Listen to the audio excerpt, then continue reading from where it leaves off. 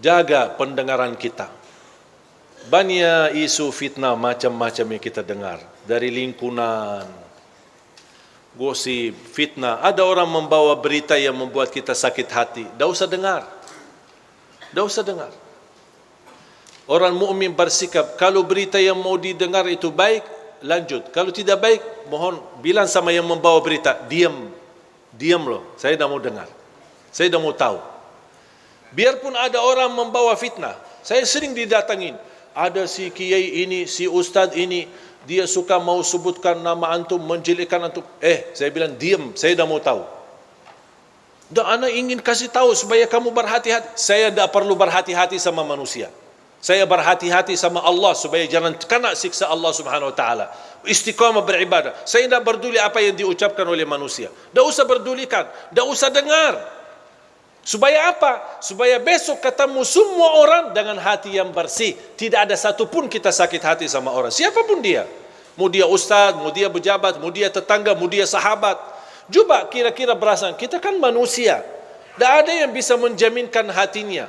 Kalau anda besok mendengar fitnah dibawa oleh temanmu sendiri atau tetanggamu, kira-kira besok anda mau salaman sama dia? Biarpun anda berkenan salaman, kira-kira hatinya bersih atau sakit hati? Rasul sallallahu alaihi wasallam sendiri pernah berkata, melarang sahabatnya, jangan ada di antara kalian yang membawa keburukan cerita terhadap sahabatku yang lain. Karena saya ingin bertemu dengan sahabatku dengan hati yang bersih. Kalau si fulan membawa berita, besok kita sakit hati. Ketemu, ini yang kemarin yang suka, enak-enak aja nih, baru kenal aja udah langsung berani fitnahin aku. Ini kan bisikan kalbu. Dan itulah salah satu sebab yang terkunci hati kita. Makanya fantas kehilangan khusyuk. Karena ini perasaan, makanya tidak usah peduli. Dan saya belajar, orang yang ikhlas, dipuji, dihina, sama saja. Saya ulang lagi. Mudah-mudahan bisa difikirkan. Orang yang ikhlas, dipuji, diangkat, diagungkan, dimuliakan, dihina, dicaci maki, sama saja. Dia tidak peduli. Dia tidak peduli nilai manusia. Dia tidak peduli apa kata manusia. Manusia senang, dia tidak peduli. Manusia tidak senang, apalagi dia tidak peduli. Yang dia pedulikan, Allah senang, Allah suka, Allah ridha, Allah mau, sudah selesai.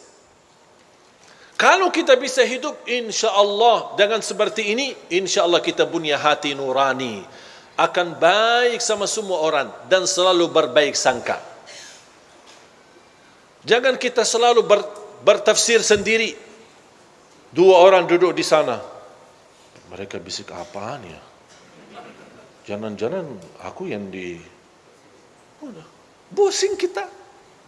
Coba kalau kita peduli apa kata orang, wallahi kita yang pusing, bukan mereka. Coba kalau kita lupakan, kita abaikan. Dan saya nasihatkan, sampai ada seorang ibu berkata, alhamdulillah Ustaz, saya tidak pernah gosip orang, tidak pernah suka nomor orang, tapi mohon maaf saya suka dengar. Ya sama aja dosanya. Mendengar berita, melihat berita, caci maki, urusan orang, itu dosa semua. Tak usah peduli. Kita punya urusan sendiri. Dan selalu kita hidup dengan baik sangka. Walaupun anda melihat kawanmu yang suka di masjid, tiba-tiba masuk ke tempat maksiat, jangan anda su'uzzan. Kita tidak tahu apa yang terjadi. Mungkin dia mencari kawannya, mungkin dia mencari anaknya, yang dia dengar anaknya ada di dalam, langsung, wah, ini biasa kan yang ceramah selama ini, kok ngapain dia masuk ke situ? Langsung kita pakai tafsir sendiri, disertai dengan godaan setan, bertambah fitnah. Begitu kita dengar berita huwak yang tidak ada asalnya dan tidak ada dasarnya, oh, ya betul. Saya kemarin lihat dia masuk ke tempat maksiat, bertambah buruk kita. Bertambah beredar fitnah sana sini dan kita membawa dosanya sampai hari kiamat.